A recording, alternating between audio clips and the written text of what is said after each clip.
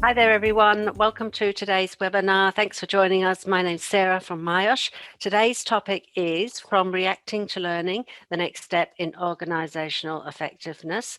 Before I introduce our presenter, just let you know that the webinar is being recorded. We'll share an email with a podcast and a video recording later today.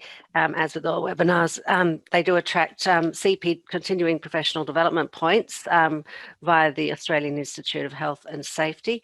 And if you have any questions, please use the Q&A panel and we'll get to those at the end of the session. Now, today's webinar is being presented by Andy Shone, who is the CEO of Southpac Group. So over to you, Andy. Thanks for joining us. No worries. Thanks very much, Sarah. And it's a pleasure once again to be speaking to your Myosh audience. So welcome along, everybody. So from reacting to learning, what are we talking about? Reacting and learning. Well, I'm not sure about you, but we tend to find that many organizations that we work with don't learn terribly well from the oh crap moments they have from time to time. I had an oh crap moment a year or two ago. Man, it feels like a long time ago now. It's just before COVID. I was due to fly to India to deliver some training for a client, a global client. We traveled all over the world doing work with them. And we were all set to go to India to deliver a course and some training with them. And a day out from departing, or a couple of days out from departing, I suddenly had this thought, do I need a visa? Do I need a visa to go to India? I'm so used to traveling around on a UK passport and you can go almost anywhere, visa on arrival apart from the United States. I suddenly had this horrifying thought. I have not even looked at what the requirements are for visas in India. And sure enough, looked it up. And as Murphy's Law would have it, you have to have a visa, which you have to apply for before you depart. And it takes up to a week to process. Now, this is 2 days out before having to be in India to deliver for this client. Now, needless to say, that was a pretty big oh crap moment to have to speak to the client and let them know, I'm really very sorry, but I'm not going to be able to get to India. And you've got people flying in from the Middle East and different parts of the continent to come to Mumbai to attend this training. I'm very, very sorry. Needless to say, the client wasn't very happy. But we all have oh crap moments. This chap in EWP here has potentially had an oh crap moment. But how well do we then learn from them? It's a kind of a rhetorical question, but how well does your organization learn from oh crap moments? I'm going to share one with you, which I think is fairly typical. This is from the aviation industry. One of our businesses is focused on entirely the aviation industry. And even aviation, which is held up as being an absolute exemplar in investigations and learning from when things go wrong, which in some respects aviation is. Sometimes you have to have the same accident a few times before we really truly learn the lesson. But aviation's held up as being really good at learning. Well, here's an example from the aviation industry. This is a aircraft up in the Northern Territory. It arrived into the airport it was arriving at. And in the course of the aircraft being unloaded, a member of the ground crew team was pulling along a set of stairs. You've seen them, all seen them at the airport, pulling along a set of stairs behind them. And for whatever reason, the set of stairs has struck the leading edge and the winglet on the end of the wing, causing quite some significant damage and great cost to the airline, as well as inconvenience, obviously, to the passengers who have been shortly boarding that aircraft to depart, to be told, sorry, the aircraft's going nowhere. So this is expensive and it's inconvenient. They did an investigation, as good aviation organizations do. What did the investigation find? Well, here's some of the learnings, and I say learnings because I'm not sure about you, but I'm not really convinced many of these things can really be considered learnings. So here's what they came up with. Non-compliance with regulatory requirements. Well, I don't think there's any regulatory requirement anywhere that says drag the stairs into the wing. So that's kind of obvious. A failure to follow document control processes with respect to staff access to the manual suite. I'm a bit at a loss how that's contributed. Staff not adequately trained, lack of adequate supervision of team staff. Well, considering the steps or the stairs have been dragged into an aircraft, I think all of these things are somewhat obvious without even bothering with an investigation. Maybe the person wasn't adequately trained, but we see that in almost every investigation ever done. Same with supervision. Training and supervision is kind of like, well, if that's what we're going to come up with for every investigation, maybe we should just skip the investigation and just go straight to training and supervision.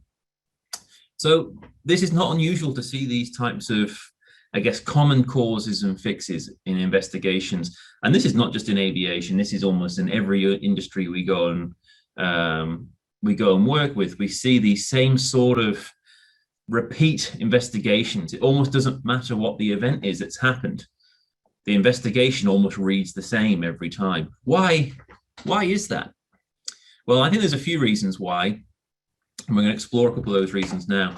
So I think, firstly, one of the factors that contributes towards this inadequate learning, and it's just going through the kind of motions. One thing is the pressure to be seen to be doing something, which I think sometimes is really very real pressure.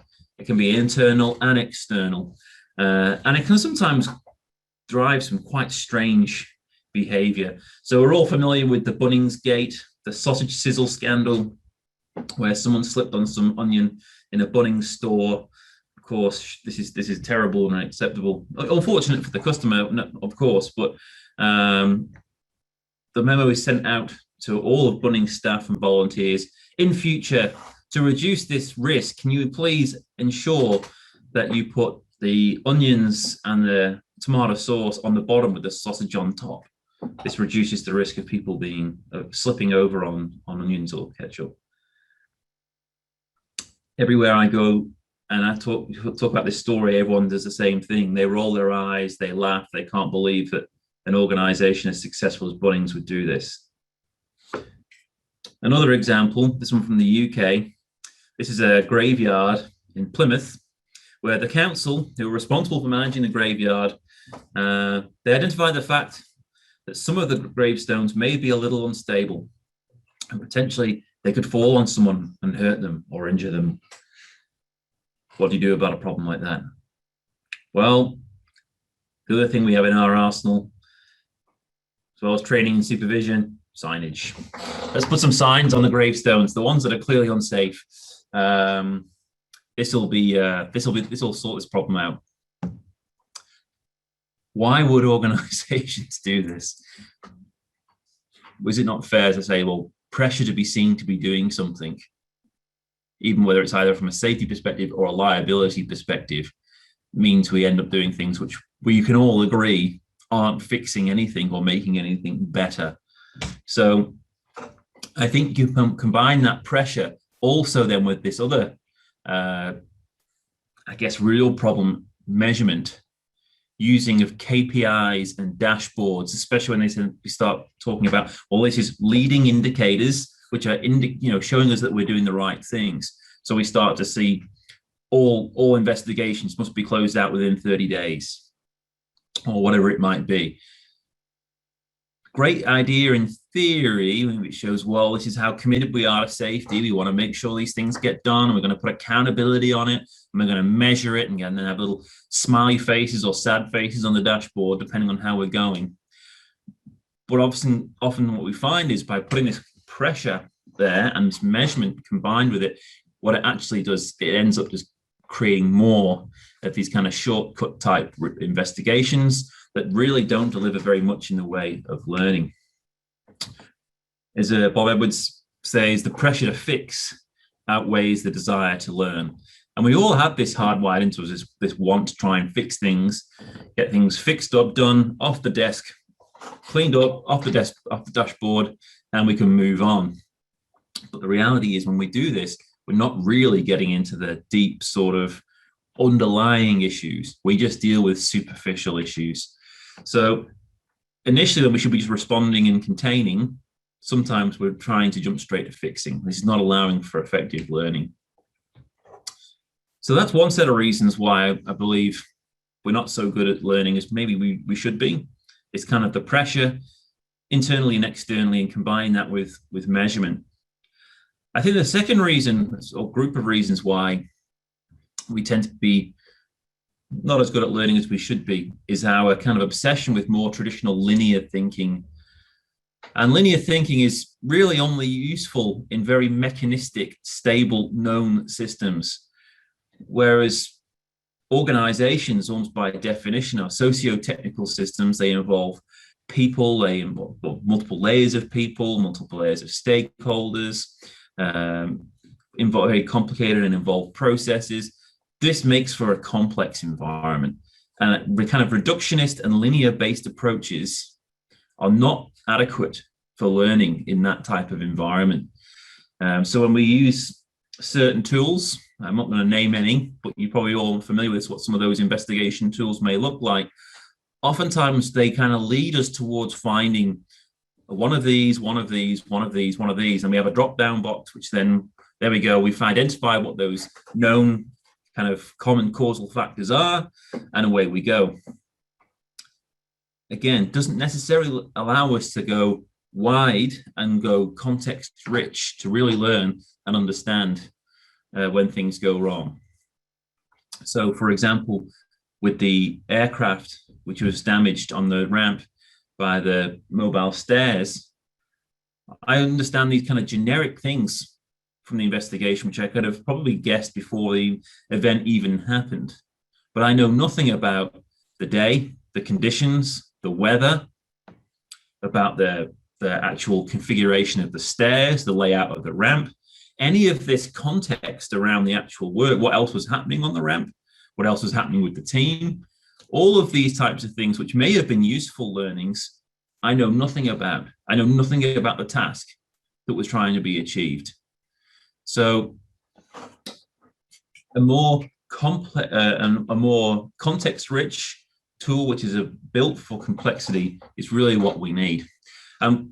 Just to go back to that point, when we go in with this kind of lens, what we end up finding is the same sort of things. What we look for is what we find.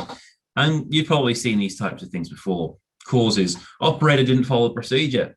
Well, if that's what the cause is, the fix is obvious, isn't it? Remind all operators to follow procedures. They didn't know about the procedures. Okay, well, issue a read and sign. Make sure people have read them and then acknowledge the fact by signing off and saying, yes, I have now read this. Inadequate procedures, inadequate supervision. Oh, well, that's, again, these problems are therefore obvious what the solutions are, right? Write another procedure, improve the supervision. Okay, operators are still not following the procedures. Well, then at that point, then it's obviously a bad operator. Blame them, or blame, shame, retrain, or just as some organisations do, just fire the operator altogether. They're just a bad apple. I'm sure you'd all agree this really isn't learning in so much as it's just going through a routine, a well-known, well-trodden routine, coming up with the kind of well-known, recognised, typical causes or problems and well-rehearsed fixes. This, unfortunately, ignores something we really all intuitively know deep down. And this is what we call in new view safety, the difference between work as imagined versus work as done. Now, many traditional approaches and investigations fall into the trap of looking at work as imagined, i.e. procedures, policies, and guidelines, and all these types of documentation, and then measure what happened on the day and clearly identify the gap. Oh, well, here's what was supposed to be happening, and here's what was happening on the day. Well, that doesn't take Einstein to figure out that there was obviously some kind of mismatch. And very often there is a mismatch, but identifying that mismatch is not the same as identifying causes or the actual problem per se. Oftentimes this gap between work as imagined and work as done, between the black line and the blue line, is merely a symptom of other more underlying issues. Oftentimes we label the blue line as the problem, as opposed to seeing this is a symptom of other problems that we need to understand. And that investigation we just shared is, like many others, one which has identified some symptoms, maybe not even the most important symptoms either, for that matter. So what we had to all get way more interested in, and this is applicable to both when things go wrong, but also equally when things are going well, is where is the blue line in our organization? Or more to the point, where are the blue lines? Because every organization has multiple blue lines, which is the natural variation and adaptability of work and our workers. What we need to be more interested in is, why is this variation and adaptability there? I can assure you it's there in your organizations, whichever industry you're in. Every industry we go in and do things like learning teams, we see this blue line, we see this variability. And it's not because workers are just optimizing for their own benefit. It's oftentimes in response to inadequate tooling, inadequate time, inadequate information, competing pressures, poor procedures, production pressure, whatever it might be. There is generally a whole range of combining factors which influence that blue line being there. So if we want to understand the blue line and why people do the things they do, we need to speak to the people who know the blue line. As is mentioned there, the workers are the masters of complex adaptive behavior, masters of the blue line.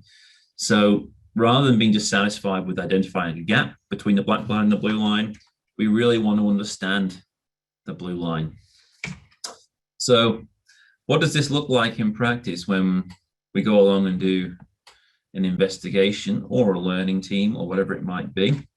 Well, what it reveals is there's a whole raft of different things that are going on when there's an event. But interestingly, those same factors typically exist in successful and normal outcomes too. There really isn't that much of a difference between an event and normal work. Most of the ingredients are there, it's just the same. The big difference is how they combined on the day in question when we had an event. So we're more interested in understanding the normal conditions of work as opposed to saying, we've found the cause.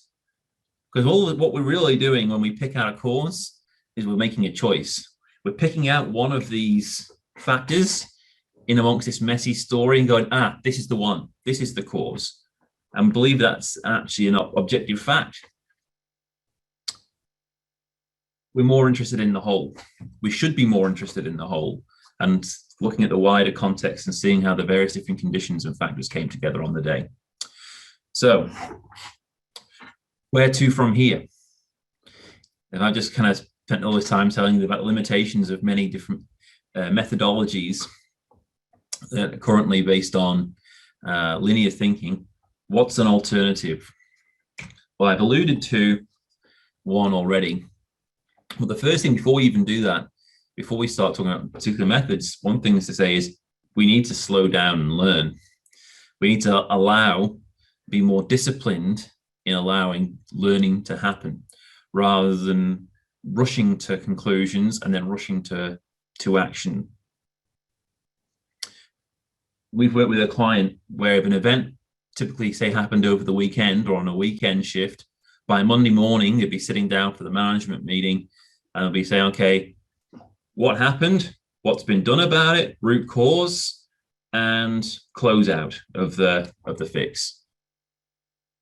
Like realistically, how effective is A, the learning, or B, the fix going to be if that's how quickly we've been able to close things out? And what this ends up looking like long term is a game of whack-a-mole. You know, at the fairground when they've got the moles kind of popping up and you're chasing after them the whole time with the hammer. If you feel like you're playing whack-a-mole sometimes in your organization, maybe we're not fixing the underlying issues. So the first thing is to slow down and learn. The second thing to think about is if we want better answers, i.e. we want better information to work with so we can get more effective fixes, we have to ask better questions. questions which really reveal more about the context of the work and the messy nature of the blue line. Again, this is rather than going in with types of questions which are very much focused on the outcome that maybe we believe we already know, and then we're going quite linear again towards that. It's allowing for questions to be asked which go wide and reveal more about the context. Now, the questions alone may not be enough. We also then need the right setting in which to ask these questions. And that's what leads us to learning teams. So I'm not going to go into great detail around learning teams today. We actually have a guide which covers off on these 10 steps, which we're happy to share with you. If you're interested in getting a copy of the guide, connect with me on LinkedIn, send me a message, and I'll share that across with you directly. But a learning team is essentially a structured way of having a conversation with those who know the blue line the best. A learning team can be used post-event. So when we've got an oh crap moment and we want to really get a deeper understanding about that, we can use a learning team. But even better, as they're sometimes referred to, we can use them as a pre-accident investigation. We can use them before anything's gone wrong to get an understanding of the normal work and identify many of the same conditions and constraints that exist when we have an event.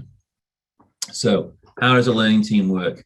Well, at a high level, first of all, we have to determine a need to do a learning team. So that might be an event, or better still, it may be just, we want to understand this particular task better.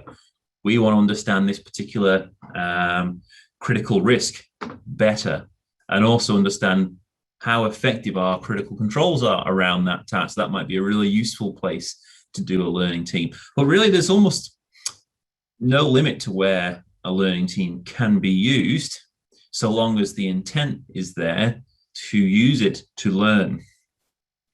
So you have to first of all determine a need, and then we have to involve a sponsor. Who's a sponsor?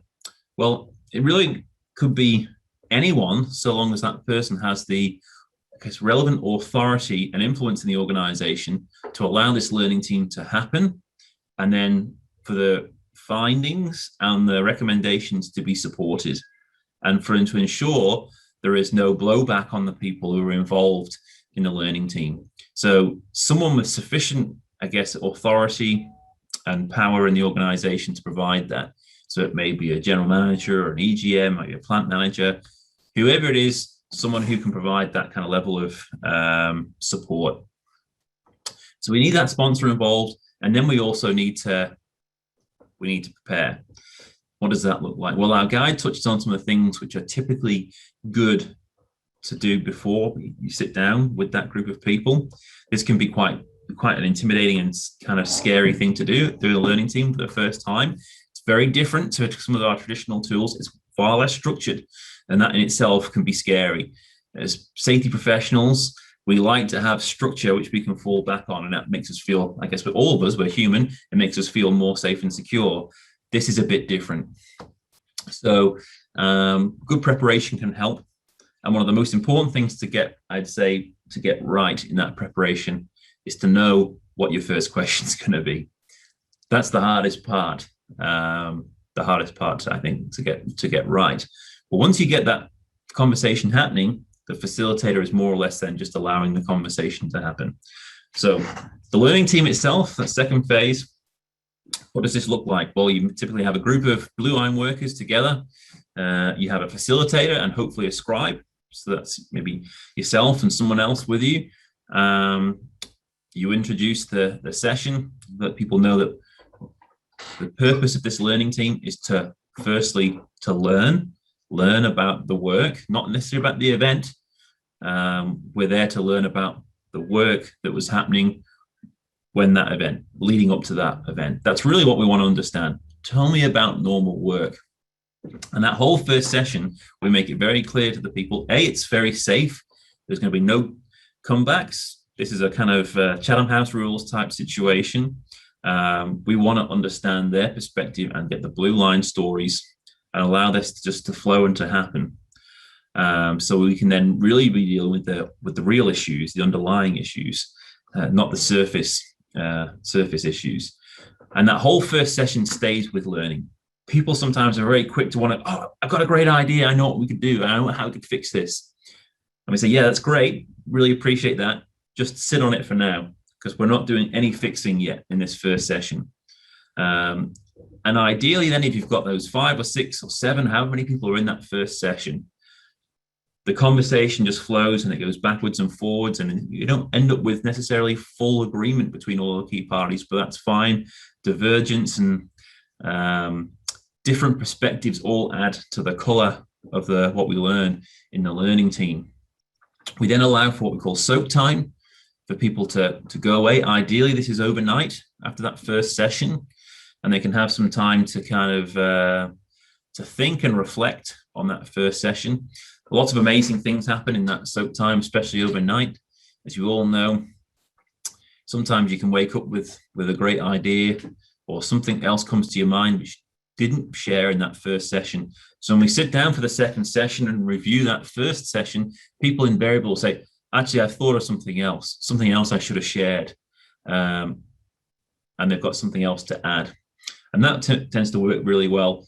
And it's at that point then we say, okay, right, if we're assuming we've learned all that we can about whether it's the event or the work or whatever it might be we're doing a learning team on, we then say, okay, now let's go into potential solutions. Now, there's a lot of different things to say about that, but I'm not going to go into that too much at this point in time. But what that allows is for worker-led insights and then worker-led type solutions, which, as we all know, that involvement and that kind of really does get commitment. People are way more committed and involved in a process that they've actually been given the power in. So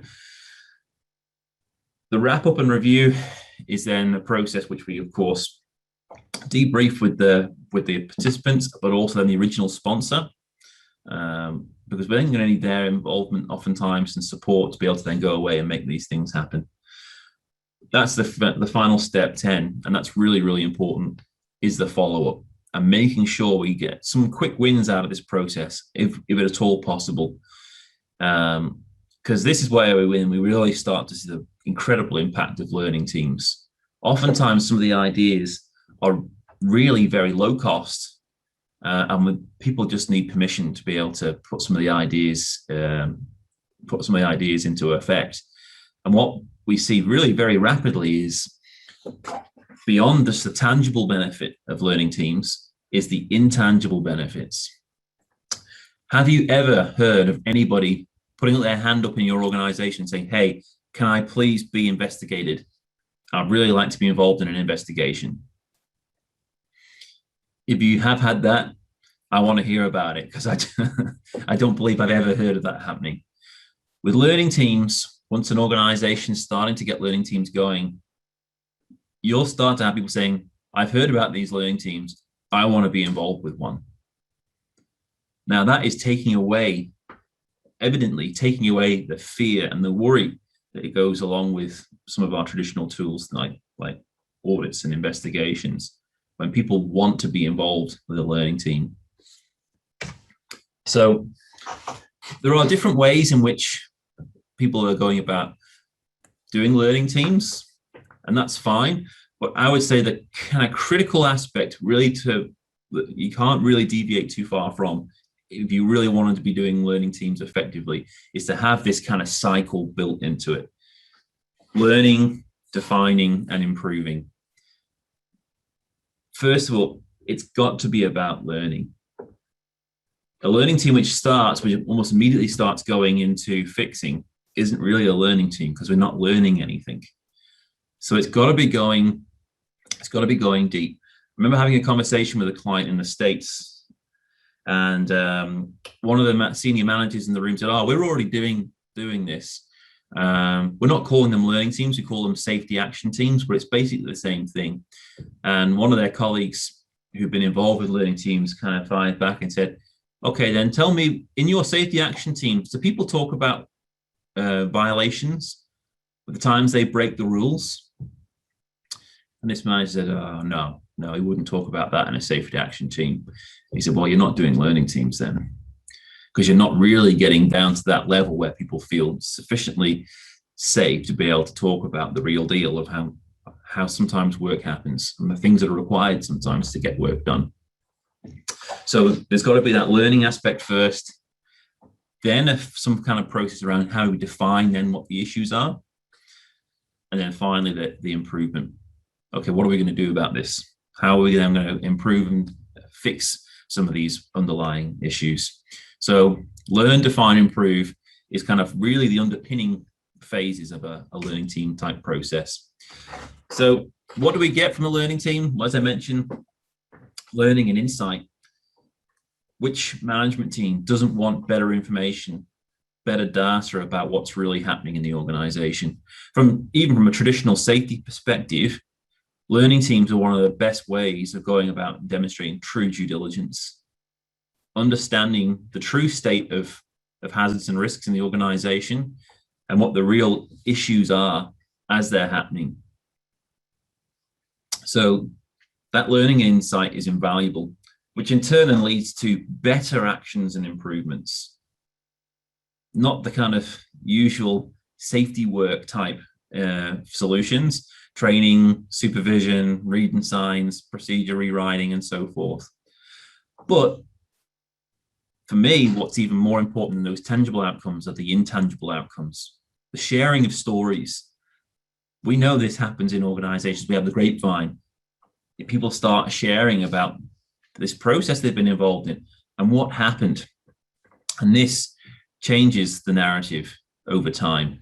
Organizations in the past have spent a lot of time talking about changing culture and improving culture, but then spend the whole time talking about culture.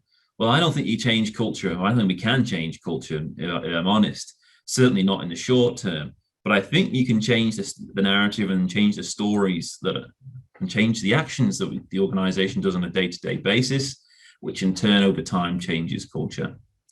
And this generates engagement and trust.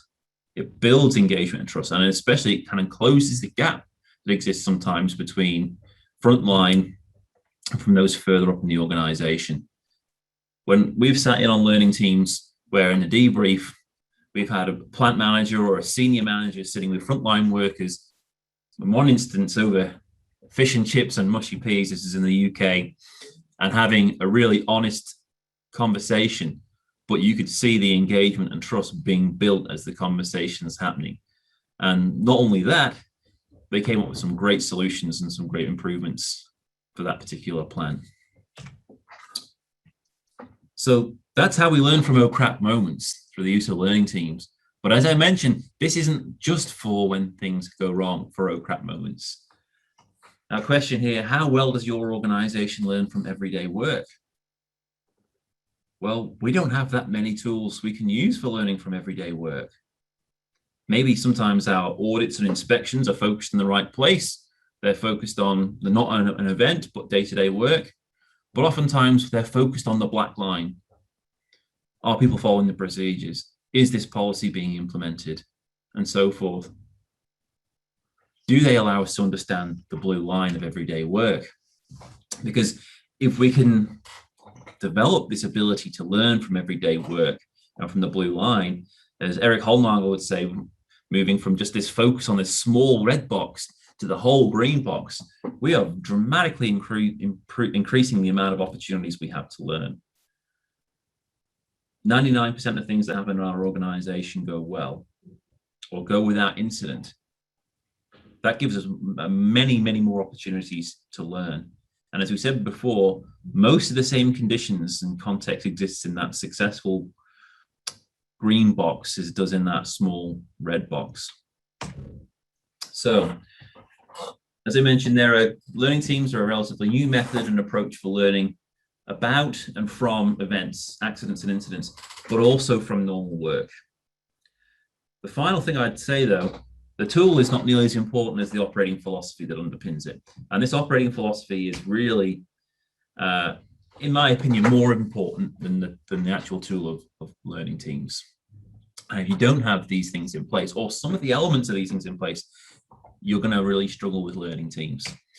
So the 5 principles of HOP help create an environment where learning teams can be successful. It's creating the right conditions for success. And what does HOP involve? Well, the first principle, people make mistakes. That is just part and parcel of being human. We're fallible. We will all screw up at times. We'll all have oh crap moments. Just focusing on the mistake is really not very useful. It doesn't enable true learning, stigmatizes the mistake, and drives learning away.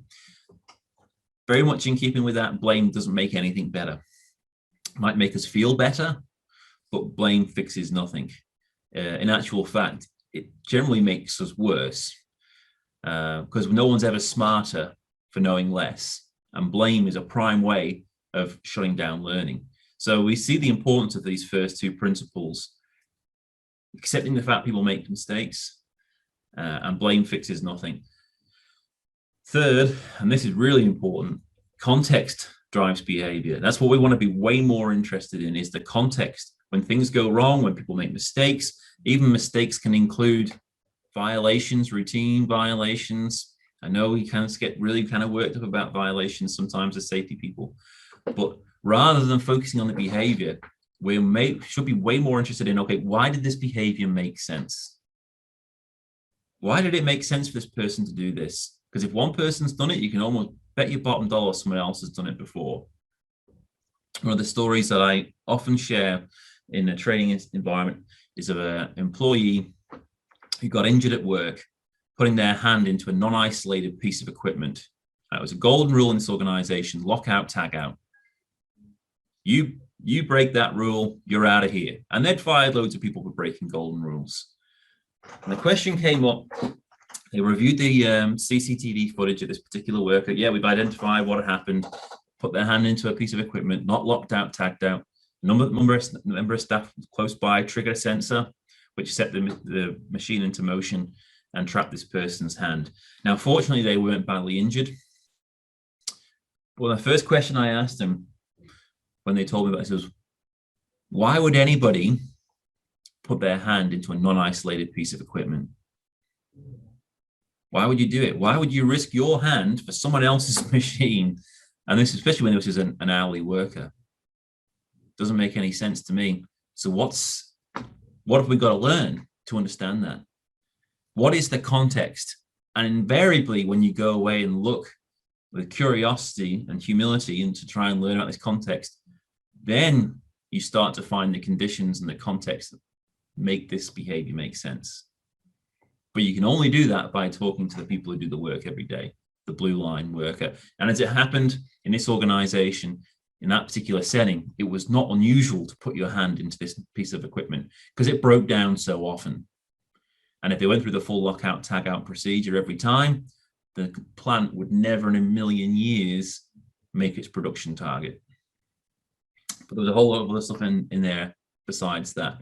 But that's the question we've got to ask. Why does this make sense? And that leads us to context, not to the individual involved. That ties in with the 4th principle. Learning is vital. We've got to want to be interested in learning about the context. But to be able to do the learning well, to be able to really get that insight and understanding of the blue line, we've got to change our response to failure, and we've got to respond in a way which is mature. So that's really our 5th principle. Response matters, not reaction. Reaction is knee-jerk sometimes. Response is deliberate and considered, and it's not based on emotion. I think Daniel Kahneman, thinking fast, thinking slow. Fast thinking can be very impulsive. It can be emotional. Response is slow and deliberate and allows for that learning to happen.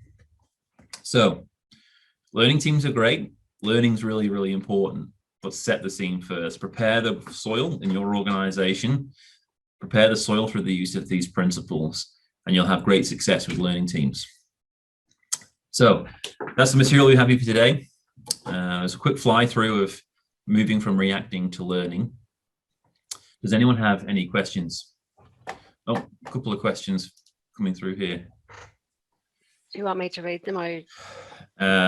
Yeah, sure. Okay, first one. What are your thoughts on the ICAM investigation method? So, so I talked before about a bias. What you look for is what you find. And I'd say ICAM, like most investigation tools, sets us up to go and look for a particular set of things. So that template, if you're not careful, which is essentially what the ICAM report is a template. If you're not careful, that drives the investigation. And we're looking for an action, an individual action. You're looking for the precondition. You're looking for an organizational factor. And what we often see is you end up with one in that box, one in that box, one in that box. So if you're not careful, it can drive very narrow and linear type investigations. That said, a good investigator, I guess, with time and with a bit of, I guess, exposure to some of these new ideas, could do a reasonable job with an ICAM. But I would just say, by and large, my experience is most ICAMs I review tend to produce very predictable results, which is kind of more or less the example I showed earlier on. So I wouldn't say definitely don't do ICAM, but I would say I'm cautious of any sort of approach which is too rigid. Okay, so James says he's curious if you've seen the gap bridged in larger organisations where learning teams have been introduced and the executive still wants success measured in metrics or qualitative, quantitative data around a measured change. Hi, James. Good to see you online. We try and very much push back against introduction of more measures. Qualitative is great. Qualitative data can be used without having a specific measure. And that's kind of, we talk about the sharing of stories. So sharing the story of the success with learning teams, both sharing what's been learned, but then also sharing the results. These are some of the things that we've been able to improve or change through the use of learning teams. But I would really caution against the use of quantitative data out of learning teams, because I think most things, when we try and turn them into quantitative data, they lose most of their richness and context. So yeah, I hope that answers the question, but I would be very much against, or as much as possible, cautioning against quantitative data and learning teams. Anonymous has asked, what's a good number of people for a learning team review? I guess the smart response would be, how long's a piece of string? Because it depends on the complexity of the issue that's just being looked at. But I think, in my experience, between 4 to 7 is probably about the optimal number, because beyond that it can start to get a bit unwieldy. But then I know people who do learning teams much bigger than that. So I would say there's no right or wrong answer, but my preference is in that kind of 4 to 7, unless it becomes very clear someone's missing. You're like, okay, we keep on coming back to this same thing, and there's no one here who's kind of essentially a blue line worker from that particular perspective. So let's try and bring someone else in who can add that perspective. Okay. Also, are there any basic guidelines for running learning teams available? Basic guidelines. Yeah, so as I mentioned, we put together a guide for learning teams, and there's also a whole heap of stuff around learning teams on our website, southpacinternational.com, or on the HopLab HopLab channel on YouTube. So just put on HopLab, HOPLAB, into YouTube, and you'll find a bunch of stuff about learning teams there too. So yeah, there's loads of free resources. Also, I put your LinkedIn link in the chat earlier. So yeah, awesome. Yeah, anyone message me on there and I'll send it through. And so Daryl says, what about risk scores? How useful are they in reducing or controlling risks? Probably a little bit out of my specialism for this particular session today. I think risk scores and risk assessment, maybe give Mark Alston a shout on that. I won't venture too far into the risk space today. Okay, and Valerie has, actually, she said, yes, great question, James. What do you think our KPIs should be? Everyone loves talking about measurements, don't they? I'm not going to provide an answer on that, I'm afraid. I've yet to be convinced by almost any measure I've seen, to be honest with you, whether it's leading supposedly or lagging. Most lagging we have to have. We do want to keep those things, and we have an obligation to report them oftentimes to the board or to the ASX, whatever it might be. A lot of leading indicators that I look at aren't really that useful or leading. They're just measuring activity. And they don't tell us anything about the quality of that activity. So for argument's sake, you might see a number of inspections done, number of audits done, number of inductions done. Well, so what? You're just measuring the activity itself. It may be useful, but how useful are those tools in the first place, or how well are they being done? So I think if you're interested in that, look at some of the resilience engineering and safety 2 kind of perspectives, which are more interested in, again, measuring things which relate to the work as opposed to safety specifically. Yeah, so that's I guess all I could say about that. Stephen says, hi, Andy, what advice would you give to people starting out doing this work? It's a good question. Good to see you online, Steve. What advice would I give to people starting out? So it goes, if you're getting interested in operational learning, what I'd say is there's 2 things that are really important to be good at operational learning. It's curiosity and humility.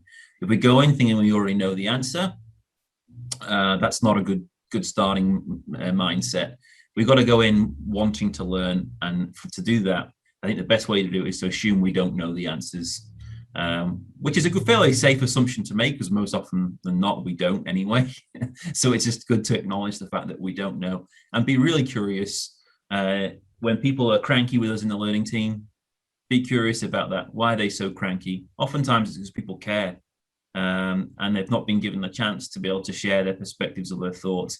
If people are saying strange things are happening, okay, well, why is that? So I think curiosity is really important, and it's kind of talked about a lot in the new view, but I think humility is important too. Michael says, how have you found business change their methodology and culture to learning teams? How? Well, it's a good question. Oftentimes when we're working with organizations in the learning team space, they've already been doing stuff in the new view to begin with, or they engage us and we start with that first. So what I'd say is you have got to start with the kind of the organizational beliefs and, I guess, logics and so forth before starting the learning teams. That's my perspective. I wrote an article about this just last month, which is on my LinkedIn. Can you do learning teams without the new view? And I kind of give a qualified answer, but I say there's some certain key traits that an organization's got to have in order to do learning teams well. So yes, I'd say start with those 5 principles of HOT, and work on those, and start with thinking and then action and then learning teams. Okay, so Marina says she loves the humility approach to investigating the causes. Would you consider a small organisation involving the workers in a risk assessment with similar outcomes as a learning team? Yeah, definitely. So I think people who do the work should definitely be involved wherever possible in risk assessments anyway. I think it's kind of a bit crazy, you know, as safety people, we sit down and assess the risk and decide what the risks are and what's acceptable and what's not acceptable, without the involvement of people who do the work. So yeah, and I think actually from memory, Sarah, I think you've actually had a webinar done about that, haven't you, with Mark Alston using a learning team approach for risk assessment. So that's probably not a bad resource to go and look up. I think we will include that in the email later, just a link to that one. So Valerie says, our team is constantly asked to put together the executive summary of the KPIs, leading lagging indicators, and we would like to find alternatives to this. Yeah, so I think what would be really useful for any organization is to share some useful stories there, to talk about, here's some, if you were doing, say, for example, learning teams, pick out some highlights. Here's some learning teams that we've done in the last, month, quarter, whatever it is. Here's what we found. Here was some of the surprising things or the interesting things we found. As a consequence, here's some of the things that we've been able to fix, or some of the things we're working on. I think that's way more useful. Even when the stats go up, stats are so, in many respects, they kind of take the humanity out of safety. It's like, oh, we've had so many LTIs. Well, think of that another way. We've had so many workers who have got hurt in work, and here's this one and here's that one. Sharing stories is way more powerful, and it creates a more useful connection, I think, between either the senior leadership of the board and what it is that happens. So I know the stats have got to be there, but we all know what the relative limitations are of just the stats. Saj says, how long is optimal for each learning team cycle?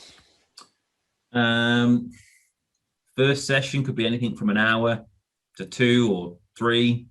Realistically, you want to keep that each session capped really for 2 hours. Beyond that, people are really going to start getting a bit antsy, and there's only so long people can focus and work in that kind of, because it can be quite an intense environment. And as a facilitator as well, beyond 2 hours, you're probably going to be pretty tired. So yeah, the first session is anything up to 2 hours soak time, then maybe a similar sort of amount of time for your defining, coming up with the key things, and then some solutions. Some organization will go beyond that, though. They'll even do 3 or 4 sessions, but typically you're looking at minimum 2 sessions. Okay, Stephen says, would you include the people involved in incidents and from historical incidents? So the person involved in the incident, yes, absolutely, you want them involved. Maybe that's an interesting perspective. Historical incidents as well have been similar. Yep, I certainly wouldn't rule that out either. But yeah, I don't understand how you can do any investigation or learning without the people involved. I heard that said to me on a course recently. Someone had done a flipping university course, no less, and they said, "Oh no, you never want to involve the people who were involved in the incident, because they'll probably tell lies to you." Oh, goodness me, how do we get into a situation when we have people involved in an incident, but they're not allowed to be involved in the incident investigation? So yes, definitely. And James says, what do you think are the right breadcrumbs to drop into a safety strategy that set up learning teams as a successful tactic to address an organisational learning deficit?